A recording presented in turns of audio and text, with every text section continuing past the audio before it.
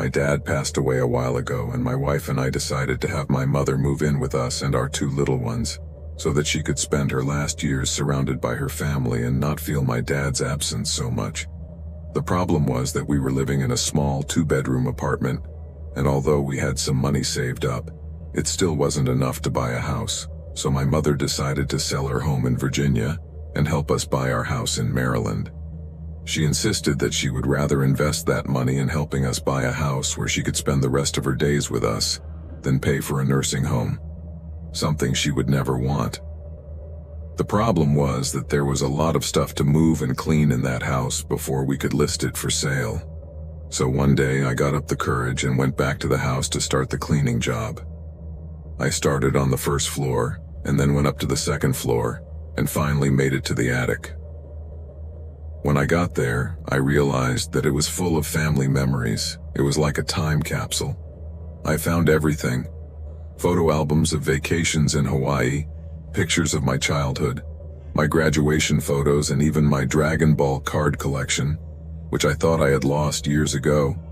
But among all the hidden treasures, I also found a folder full of important documents, such as my parents' marriage certificate and birth and death certificates. It was in this way that I realized that my last name, the one I had carried all my life, was not the real one.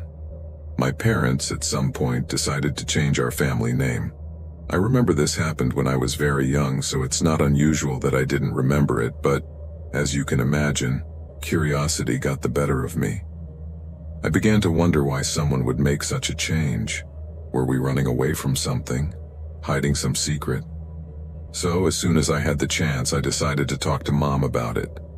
Sounds a bit dramatic, I know, but I had been thinking about this before. Finally, when the kids were at school and my wife was at work, I knew it was my chance to have that conversation with my mom. So I sat down with her while she watched TV in the living room. A little fearful of her reaction, as gently as possible, I asked her for a moment and showed her the documents I had found related to the last name change. I imagined there was going to be some sort of reaction, a surprise or some sort of excitement, but instead, Mom seemed resigned. She already knew that eventually I was going to find those papers during the cleanup, since this was not the same house I had grown up in, but a place that had been owned by them for years, and at first she was a little worried. But considering that this had all happened over 30 years ago, it was as if she knew this day would come at some point. During the conversation, she revealed to me that there was an uncle I had never heard from, as he had passed away when I was still a baby. It was a difficult moment, especially since no one had ever told me about him. But I understood that Mom must have her reasons for keeping all this a secret, so I waited for her to reveal it to me herself. However, the truth was more complicated than I thought, and that only increased my thirst for answers. It turns out that the circumstances of her death generated a real scandal, and to avoid reporters and vigilantes coming down on them, my parents opted to change our last name and move across the country to start over.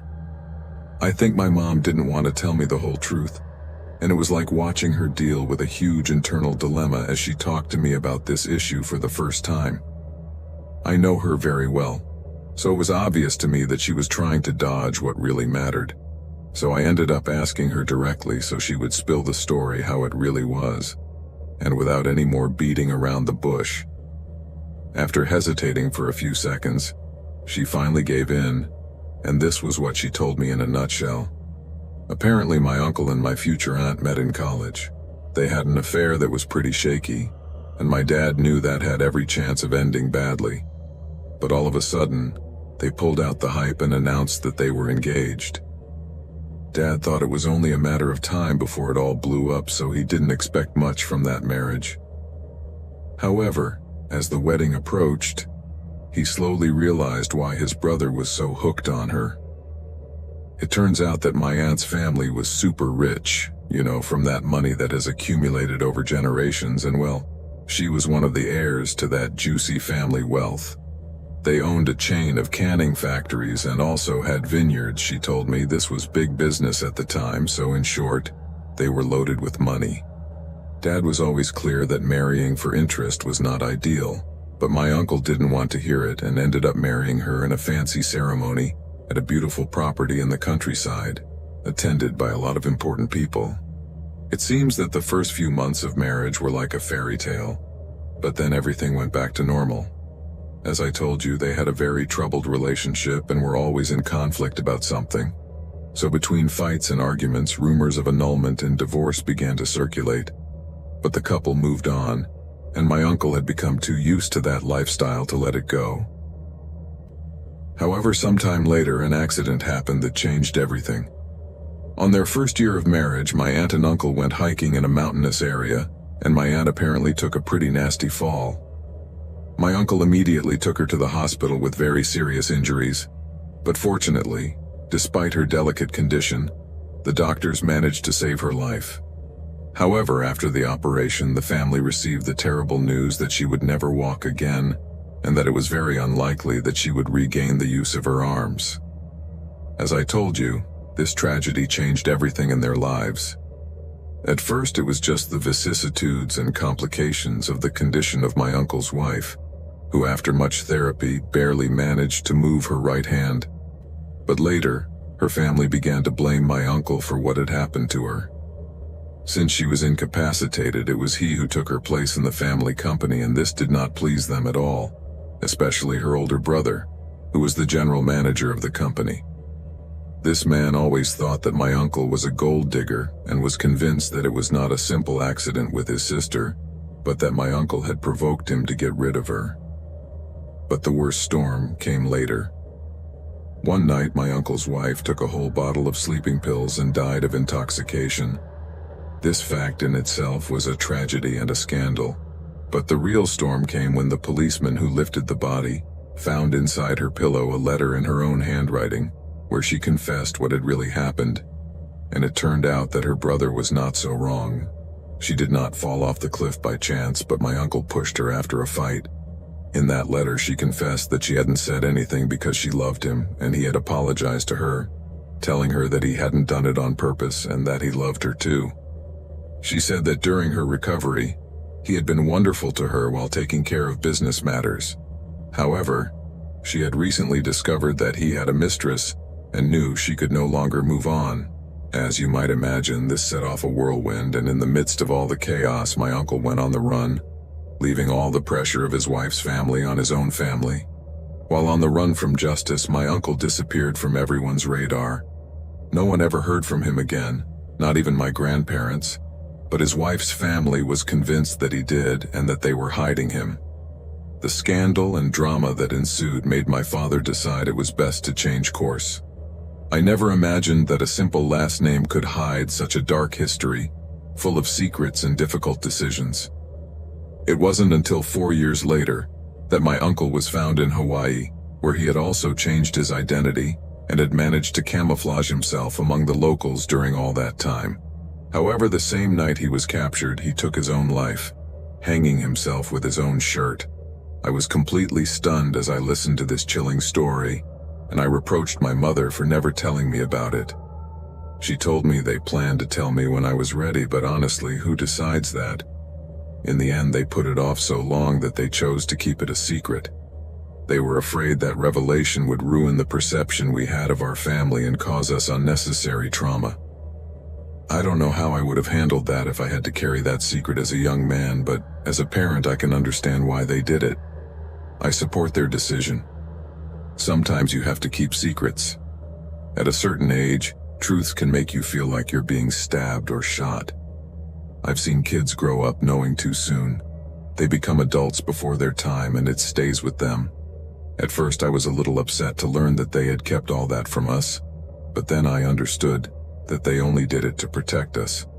In the end, I feel grateful that my mother finally revealed this truth to me, as dark as it is. But I think we all have a right to know our family history, no matter how dark it is.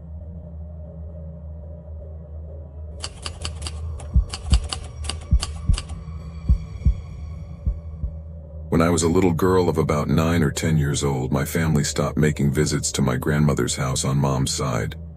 Truth be told, I didn't realize that it happened until much later, and when I finally noticed it, I didn't think much of it. Sounds a bit cold of me, I know, but at the time, even though I was a child, I understood that the subject was quite sensitive. At that age, I couldn't imagine what serious thing could have happened so that my mother could stop talking to her own mother. The very idea scared me a little, so I just kept it in a corner of my head, as children do. Eventually, however, I was told that the reason they weren't talking to each other was because they had a horrible fight one day and decided it was best not to see each other again. As far as I knew, the relationship between them had never been the best, even when Mom was little. But honestly, I didn't want to ask more about it, because it was such a sad topic, and every time Mom brought it up, it brought tears to her eyes. As a result of this very complicated and hostile relationship between the two of them, as I grew older, I began to feel a kind of contempt for my grandmother. I didn't know exactly what she had done, but it was clear that she had left my mother heartbroken. There was no other way to describe it, so in my mind it was easy to forget about someone who had hurt my mom so much. I didn't care if we were family or not. However, a few years ago, around November 2018, Mom called me to give me some news that chilled me to the bone. It turns out that my grandmother was very sick and dying. She told me that if I wanted to see her before she departed this plane, I had to do it soon, or there wouldn't be another chance. I felt a little overwhelmed, because I didn't know if I should go see her or not. Everything changed for me at that point, and I started thinking about the possibility of visiting her where she was, whether it was a hospital or a nursing home. But when I asked Mom where she was, her answer blew me away. To begin with, I must say I was a little surprised to learn that my grandmother was still alive, as I had assumed she had already passed away and we never found out. So knowing that we had one last chance to reconcile was an unexpected twist in the story. I asked Mom if she was planning to go see Grandma and make up with her, and when she said no, I asked her exactly where she was. There was a pause for a few seconds, and then she revealed to me that she was in Illinois, in a place called Chittenden. I didn't know what to think. I was torn. On the one hand, I felt I should do the right thing and say goodbye to my grandmother, but on the other hand, there was so much resentment built up. It had been so long since I had seen that woman who had left such deep marks on my mother's life, that I didn't even know if she would recognize me, or if she would be grateful for my misita. After some thought, I decided I had to go. I couldn't let the opportunity to close that chapter slip away, so I began to prepare my things, feeling a mixture of nervousness and curiosity. What was I going to say to her? How was she going to react? Everything was a whirlwind of emotions inside me, and I was still uncertain if I was making a good decision. The name Chit didn't ring a bell at all, and honestly it shouldn't have, so like any good curious person, I phoned Mom and asked her what the hell this Chit thing was. She went silent for a few seconds again, and then, without losing her composure, explained to me that it was the name of the place where my grandmother was living. Some sort of residence for people like her or something. But then, slowly and with a tone in her voice that made me shiver, she blurted out, "Honey, your grandmother is in prison." In that instant, I felt like someone had punched me in the stomach. I was silent and wide-eyed for almost a minute. You know when someone asks you if you're sitting down because they have some difficult news to give you? Well, I realized why they do that. It's not like I was blacking out or anything, but for those very long seconds I was disconnected from reality. I was stuck in a loop of thoughts trying to process what I had just heard. It was as if a bunch of questions were forming in my mind at the same time, and they didn't dare to come out. A fleeting thought flashed through my head. Should I go to my mother's house and talk about this in person? But I couldn't wait any longer. Curiosity was getting the better of me, so in the end I ended up pinned on the couch, my head in my hands, begging my mom to tell me the whole story, because they had clearly skipped a part, the most important part probably. That's when she told me the missing part, and I was speechless. As I mentioned, I knew my mom's childhood was a whole mess, and Grandma was at the center of that whole storm. I won't say she was a psychopath, because that would be an insult to those who really are. Because according to my mom, Grandma's cruelty was calculated, not uncontrolled insanity. I won't go into all the details of the abuse Mom endured, It would be like sitting here all day listening to sad stories, but believe me when I tell you that my grandmother was undeniably a horrible mother. Mom endured her verbal, physical, and psychological abuse for many years, until one day, after much suffering, she realized that just because her mother hurt her didn't mean she had to continue that cycle. This happened right around the time I was born, and I guess it was a sort of wake-up call for her about what being a mother really means. Surprisingly, Grandma tried to change her attitude a bit during that stage, perhaps because she realized that if she didn't, she would never have a relationship with her grandchildren, so until I was about 9 years old, we would see her or she would come to see us a couple of times a month. Everything was relatively quiet until all of a sudden, Mom got a call from a guy claiming to be my grandmother's lawyer. The news was blunt. She was behind bars and the charges against her were very serious. When we got to this part of the story, I really didn't know what to think. It was as if suddenly everything I had believed about the family was falling apart, and I was in shock trying to understand how I never knew any of this. How had this secret gotten this far? It all seemed like something out of a TV series, but here I was, learning about this dark family secret. Ahead of me was a chance to visit someone I had avoided and condemned in my mind for half my life. And now, the situation was completely different. Because instead of reliving old grudges, there was a new reality to face. How could a person so hurt and hurtful in the past need my attention now? Questions raged in my mind like a storm, and the uncertainty of what I was going to do was beginning to fill me with doubts. I was about to embark on an emotional journey that I had never anticipated, and that could completely change the way I viewed my grandmother and my mother. Mom told me that at first she suspected that Grandma's legal problems had to do with some sort of DUI incident. She thought maybe she had crashed a car because she was drunk, or God forbid, that she might have hurt someone. Anyway, the subject took a dark turn and Mom started asking the lawyer about the bail process, something she had never had to do in her life. And at that point, the lawyer blurted out that my grandmother's bail was about $500,000. Mom got a knot in her stomach when she heard that figure. She already knew that for a bail of that magnitude, things were serious. She knew that Grandma had screwed up to the core, and it wasn't just a simple altercation, but that there was something much worse behind it all. And she soon proved that she was not wrong. The lawyer revealed to my mother that Grandma was being charged with 4 counts of attempted murder, 4 counts of conspiracy to commit murder, and to top it off, 1 count of being an accessory to murder. In short, what really happened was that the grandmother had been getting into trouble with her neighbors, a family of 2 young professionals with 2 children.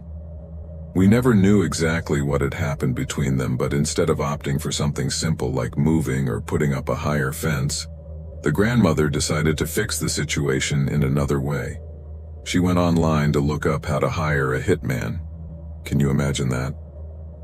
She simply typed in Google how to hire a hitman, and after quite a while browsing, she ended up exchanging emails with a guy who claimed to be a professional at that. But the craziest thing about it is that she was ready to spend all her savings on this hitman, to get rid of her neighbors in the most brutal way possible. But karma came to her right away, and in the way she least imagined. Grandma wasn't actually talking to a hitman, but to an undercover police officer who was there to catch her.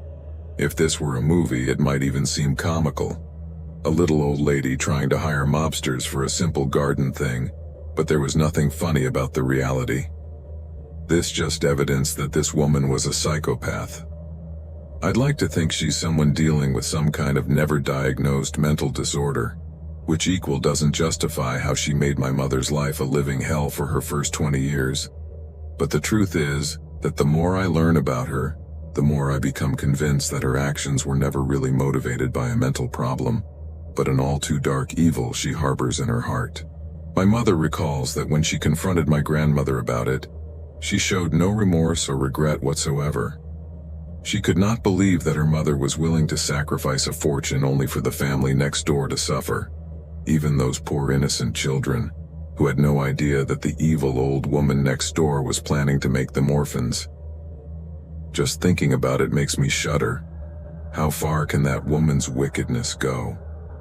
After learning of all this madness, I decided I didn't want to see her, and a month later news came that the grandmother had died in prison. Officials reported that her last words were addressed to a former cellmate, and that she did not mention her family at all. Sometimes I think that if I had wanted to visit her, I wouldn't even have been recognized by her, and truthfully, that wouldn't matter to me. Because knowing the truth about who this woman was, who unfortunately became my grandmother, I wouldn't have recognized her either. It is a relief to think that that stage of her life was over, and the story she left us, though tragic and twisted, would no longer drag me down.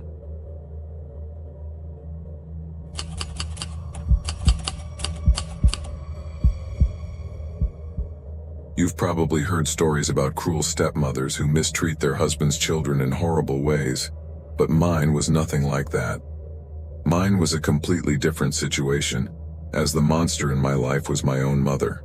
From a very young age, I realized that I needed to escape from home, because the abuse I was suffering was so much that I couldn't stay there a second longer.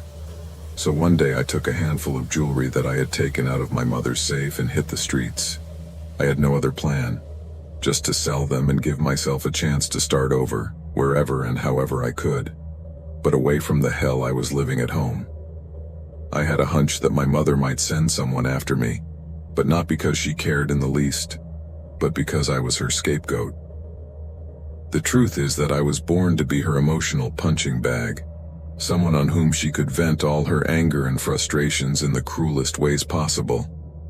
My birth was not a happy moment for her, but a constant reminder that she had married my father solely for money, without a shred of love involved. I have no idea why my dad tolerated that relationship for so many years and never separated, because even I, being so young, could sense the resentment between them. My mother never minded showing me that to her I was just her husband's daughter, whom she totally despised, and therefore me too. I remember that whatever my dad did that bothered her, she would take it out on me. She would beat me, punish me for no reason, humiliate me in horrible ways. She would always deflect all her anger at me instead of confronting him. I endured all this torment for 15 years, hoping that at some point she would realize that I was not only my dad's daughter, I also had his blood running through my veins, but things never got better. So one day I decided I had had enough. One night, after she went to sleep, I hid the keys to her safe and, with my heart in my throat, I got up the courage and stole the money and jewelry that was in the safe and ran out of there.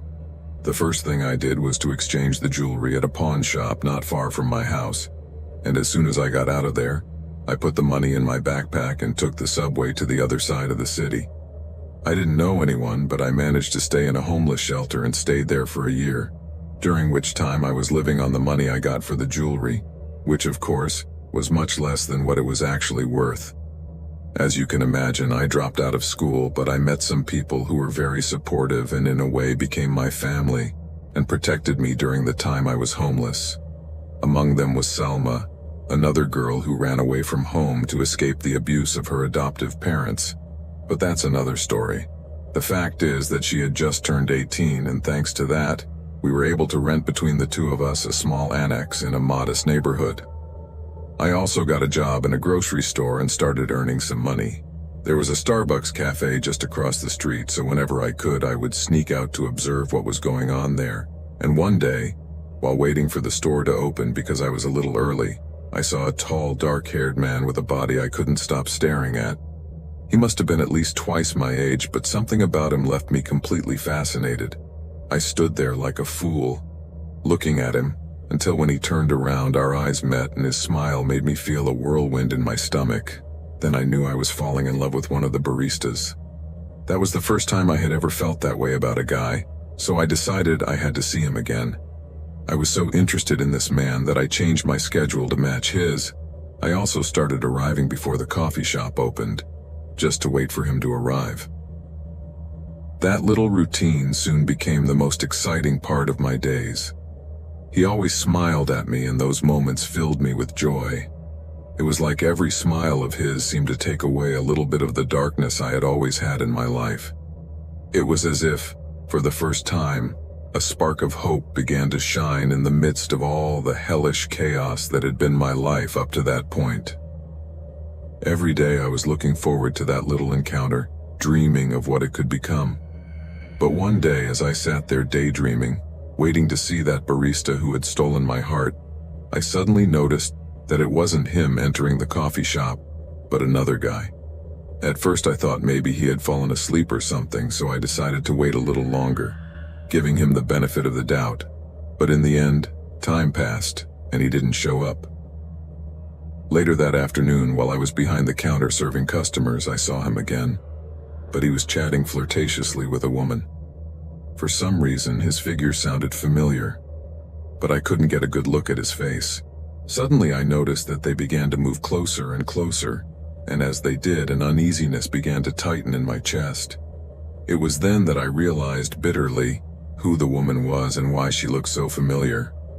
It was my mother, and now she was having a passionate kiss in the middle of the street with the man I was in love with. At that moment I felt my heart break, almost literally. I felt my chest tighten with a mixture of jealousy, rage, and the desire to rip the face off that shameless and malevolent viper who brought me into the world just to make my life miserable. When I saw them kissing like that in front of my tent, a feeling of deep anger came over me, as if all the years of abuse and mistreatment I had endured all crowded together in the pit of my stomach and began to burn, along with the anger that I was stealing the love of the boy I dreamed of every night. But if they thought it was just a cruel coincidence, they were wrong. When he parted his lips from hers, she turned to look directly at me, and our eyes met for the first time in over a year. Hers shone with a malice I could never have imagined, while mine burned with resentment. Then she looked at him again, grabbed him by the hair, and kissed him again, while my world crumbled around her. She knew I liked him, and what she was doing was a warning. I couldn't have anything because she would take him away from me. The fury I felt at that moment was indescribable. Maybe I should have let this moment pass, but I could not. The next day, things got even worse. While I had my shift at the store, I saw that in the coffee shop my mother walked back in wearing a short dress and started flirting with the barista. This one came out from behind the counter and sat at a table with him looking very seductive. That image filled me with extreme fury, and as if something inside me snapped, anger blinded me and I decided I was going to do something about it. So like an automaton, I went straight to the hardware section, grabbed a wrench and headed for the coffee shop, hiding the object behind me. She was so engrossed in flirting with the guy that she didn't even notice me. But with every step I took, the rage grew more and more, until finally I lunged at her and with all the strength I had, hit her over the head with the tool. I remember hearing a lot of screaming all around, but none of that mattered at the time. I just let myself be driven by a dark rage and hit her repeatedly until, finally, I felt I had knocked her out. I'm not sure how much time passed, but by the time someone pulled me off, her body lay limp on the ground. Her long dark hair covered her face and a huge pool of blood had formed around her. It was only at that moment that I was barely conscious of what I had done. I could feel tears and shame building up in my eyes as I looked around at everyone around me. This was made worse by the realization that it had been the barista who had been the person who pulled me away from her and stopped me from hitting her further. Suddenly, he ran over and threw himself on her, screaming and crying. Then he looked at me, and in his eyes there was so much rancor that it almost broke my soul. But on the other hand, I felt liberated, that I had eliminated the monster that had ruined my life. After a while, I heard the sound of a police siren approaching, and a few moments later, my mother was taken to the hospital. Fortunately, she did not die during my attack, but it was a close call, more like a miracle that she survived. As they say, weeds never die. As I confessed what I had done, the detective looked at me with an "I can't believe it" face, and I guess I had never had to deal with such a situation before, although who knows, sometimes people hide their truth behind a mask. After a while, my mother managed to fully recover from her injuries and surprisingly did not press charges against me, perhaps because she did not want me to tell my truth and ruin her reputation in front of her club of posh friends who thought she was a saint. She preferred to leave me as the unhinged, troubled daughter who attacked her in the middle of a drug crisis or something. In the end, it's always about her, but I don't care anymore. I never went back to my house after that, nor will I ever. I still live with my friend Salma, but now in another city where I resumed my studies and started going to therapy, hoping to start healing.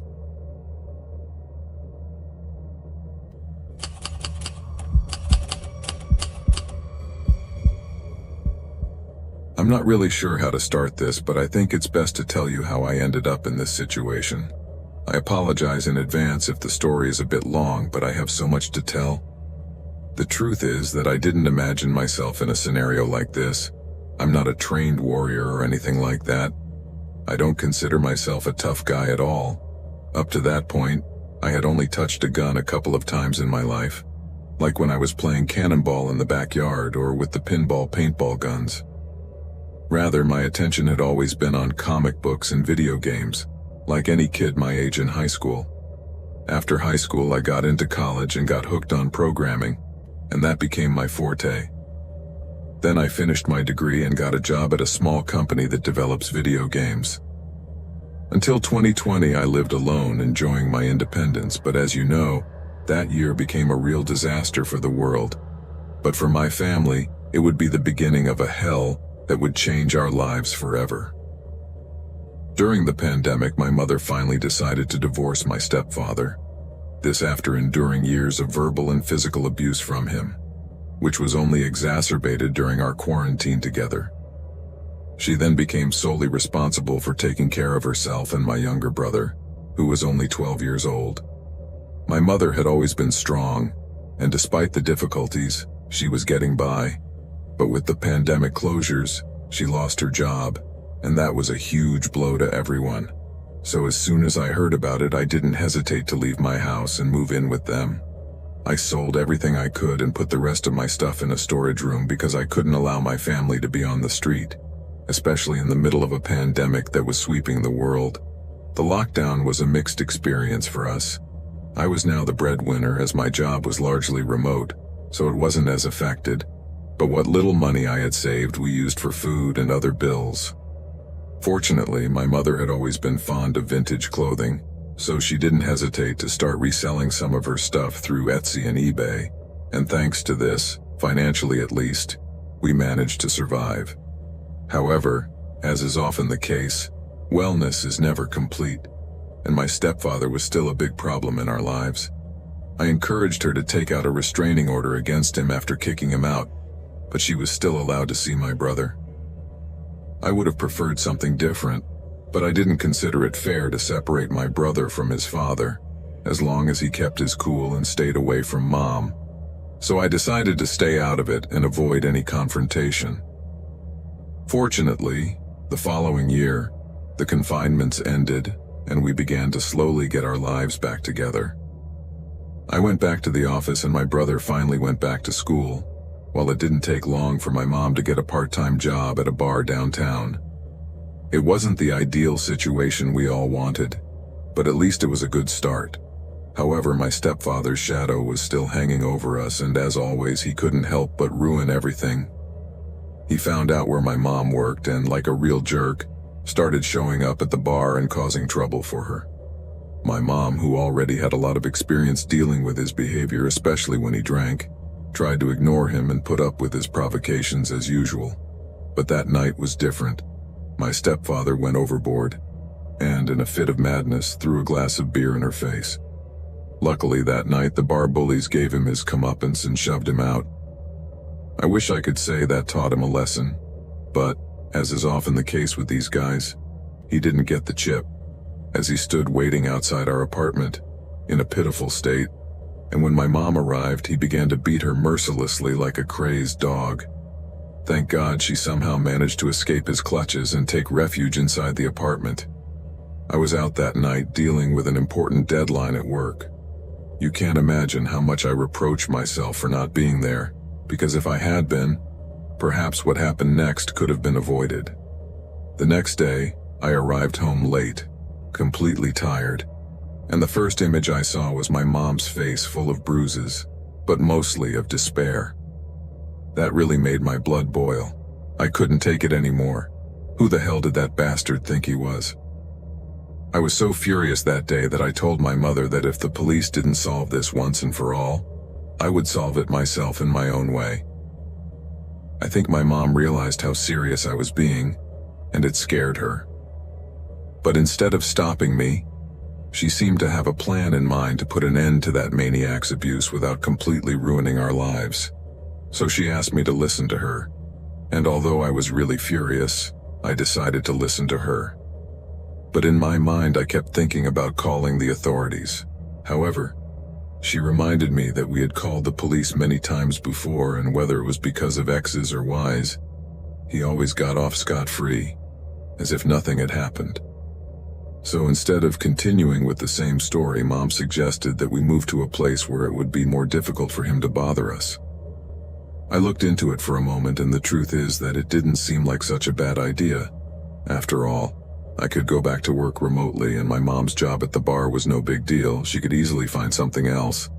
Besides, the school district, already not the best option, had become chaotic since the pandemic. We basically had nothing to anchor us there. Even our apartment was rented. But most of all, we needed a way out. I thought it over calmly that day and soon realized that moving somewhere else might be our best option at the time. Maybe I had more to lose.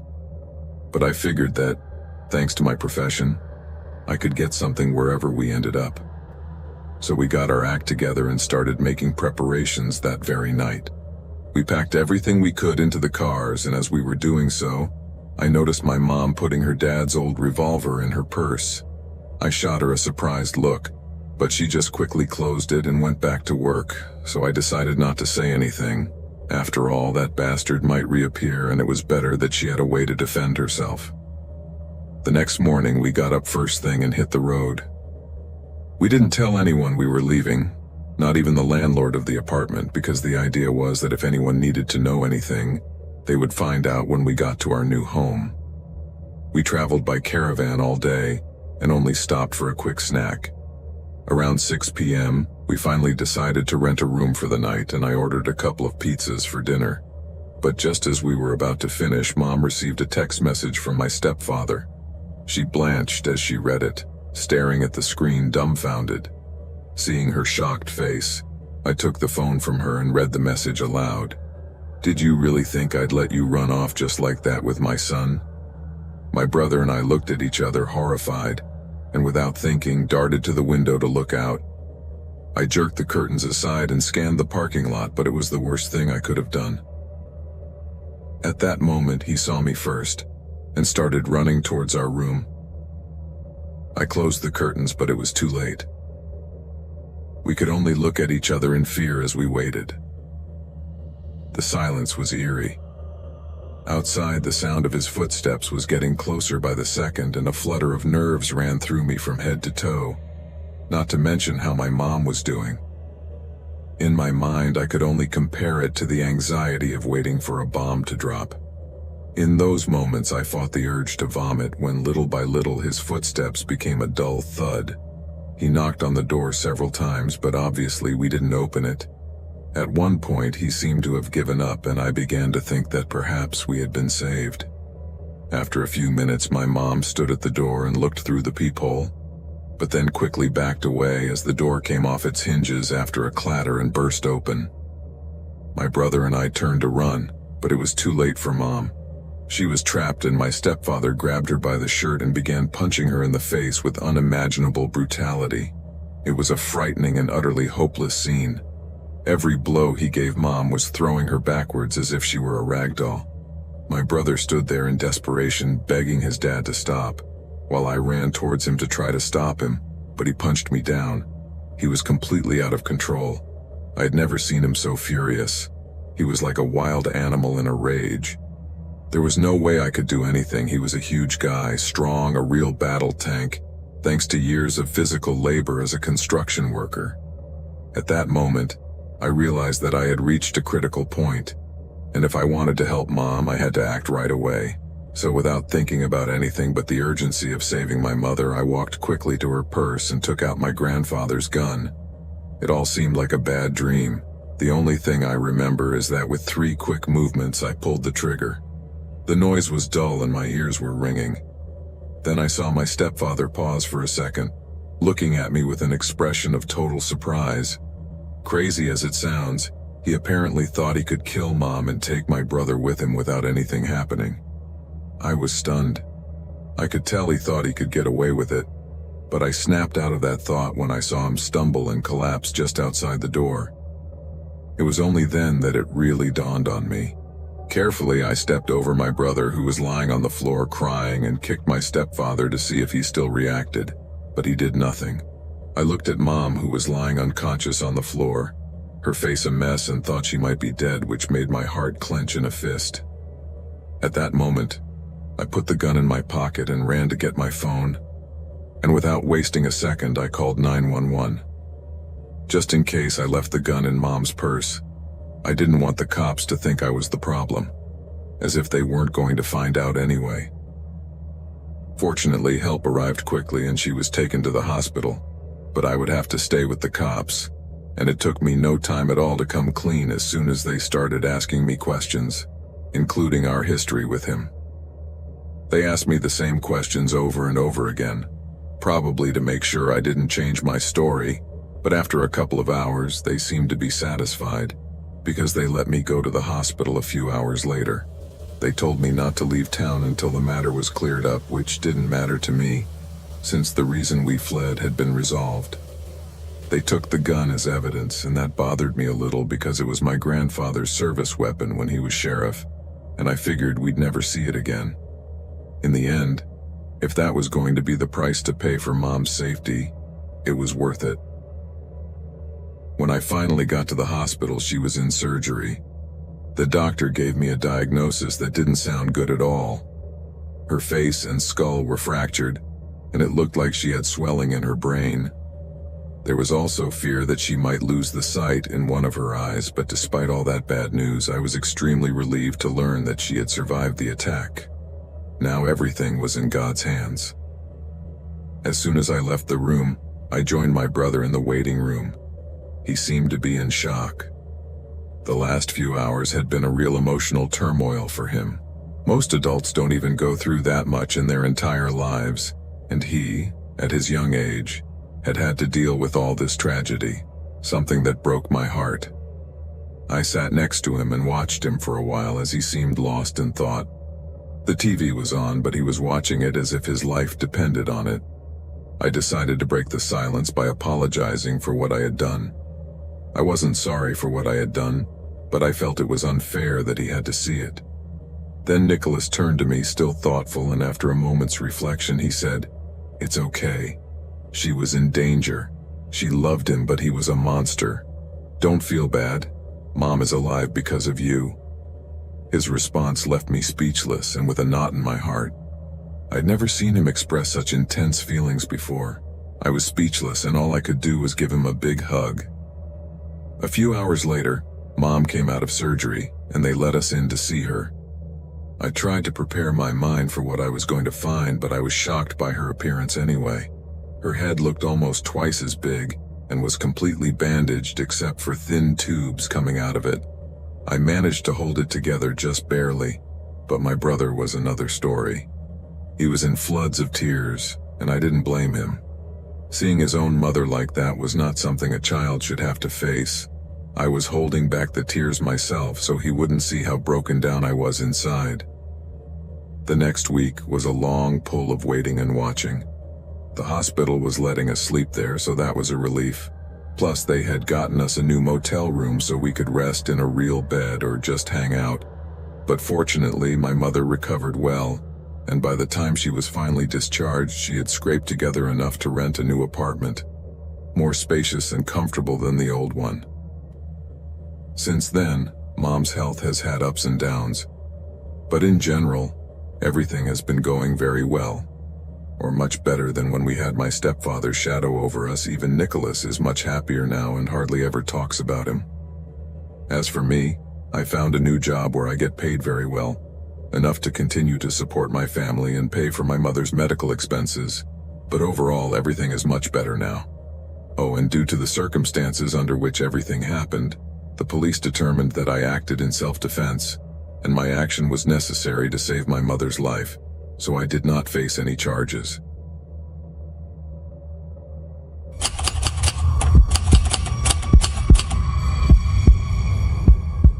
When I was little, my friend Lewis and I set up a nice sleepover at his house. His mom and dad had split up a couple of months ago, so to help him get through the rough patch, she went all out. Not that she was spoiling him, but she was giving him a lot of things to cheer him up and make him feel good. Truth be told, it had its perks. Sleepovers with friends, a new Xbox and a new cell phone, plus more freedom. But there were times when you could tell the issue was hitting him hard. The thing is, thanks to that situation, I was able to be closer to him and offer him the support he needed, which ironically got me into one of the worst experiences of our childhood. We were in the middle of a sleepover, and his mother invited a friend who was running a little late. At one point, I got thirsty and decided to go get a glass of water in the kitchen. To do that, I had to go through the TV room, and when I did, I ran into his mom's friend, a guy who was clearly too close to her to be just any friend. As we walked in, they parted quickly with the typical reaction of someone who is caught in something they didn't want them to see. I was like, "Okay, it's fine, don't look at me," as I walked back with my water, feeling super uncomfortable. When I got to the room, I mentioned the issue to Lewis, and that was a monumental mistake that I infinitely regret to this day. It was clear to me right away that he was not amused that his mom was with a guy. We were just high school kids at the time, so we didn't understand a lot of things, and for Lewis this was something unacceptable. In a way, he still wasn't over the fact that his mom was no longer with his dad and he could get his life together. For a moment, I thought he would go downstairs and kick the guy out of the house, but instead he did something much worse. He texted his dad that there was a guy in his house with his mother. I couldn't believe what he was doing, and I felt terrible. I knew the weather was already complicated, and now it was threatening to get worse. When he hung up, he turned to me with a forced smile and blurted out that his dad was coming, and that's when I knew my fears had come true and a storm was coming. Why couldn't I keep my mouth shut? I thought to myself. I wanted to get out of there as soon as possible, but at the same time my mission was to be a good friend to Lewis, and I couldn't leave him alone dealing with what was coming. In my house, everything was peace and love. My parents were always together until my dad passed away, and I thought that was the normal thing to do, at least until I saw what was going on in Lewis's life. This gave me a mixture of pity and guilt for not wanting to stay. However, I had a hunch that disaster was imminent, but I had no idea how ugly it was going to get. My friend's room overlooked the entrance to his house, so when his dad finally arrived, we could see and hear most of it. This guy didn't mess around. He drove down the driveway at full speed, slammed on the brakes, and didn't even bother to close the door before getting out of the car. Thomas stared at him, as if his dad was a superhero on his white horse, until he suddenly blurts out to me, "Oh no, I think my dad has a gun." That sentence sent chills down my spine and a fist in my stomach. I was already anticipating that this could end in yelling and brawling, but gunfire? This was another level of chaos that I was definitely not prepared for. So there we were, listening from the open window as Lewis's dad started banging on the door like crazy, asking where the guy was, and his mom, trying to play it cool, told him she didn't know what he was talking about. But in the blink of an eye, the man went crazy and yelled at his mother, "Don't lie to me, Lena, where is he? Open the door or I'll break it down." The tension was palpable, and I could feel the nervousness enveloping us all. I couldn't help but feel guilty about the chaos. Then his mom blurted out, "Who told you that?" And I was scared to death because I knew I was the one who had spoken. In that instant, I felt totally guilty. Lewis's dad burst out, "You're a damn liar, Lena, get out of my way." Suddenly we heard one more shout over the din, and then came one more guy yelling, "You want to see me? I'm coming." These words were followed by a deafening silence. Then we started to hear footsteps on the first floor. That's when bam, bam, bam, 3 shots in a row echoed throughout the house. Now Lewis and I, we were in a ball of nerves, unable to process what was going on. My friend's mom was now screaming and crying her eyes out, and I didn't know if her boyfriend had been shot, if he had a gun and shot Lewis's dad, or if she had been shot herself. We didn't know what was going on. The weather was too intense, and to top it off, I had to take Lewis's cell phone away from him to call 911. He was so nervous he couldn't seem to talk. He was already dealing with his separation, and now this. I couldn't blame him for being in shock. 3 gunshots, and now all we could hear was Thomas's mom crying in despair. We knew we should have gone down to see what was going on, but the operator told us to stay put, as we didn't know who the shooter was and if he was still there. We did as we were eventually told. Luckily, everyone was all right in the end. It turns out that Lewis's dad had gone straight to confront his mom's friend, and as soon as he saw him, he pointed the gun at him. But seeing that his contender was armed, the friend was quick and managed to run out the back of the house. Then Lewis's dad chased him, firing 3 shots, but he was just trying to scare him. It felt like a big sandbag was lifted off my back when I knew no bullets had hit him. However, what happened was terrifying, and in the end, Lewis's dad ended up back behind bars for quite a while.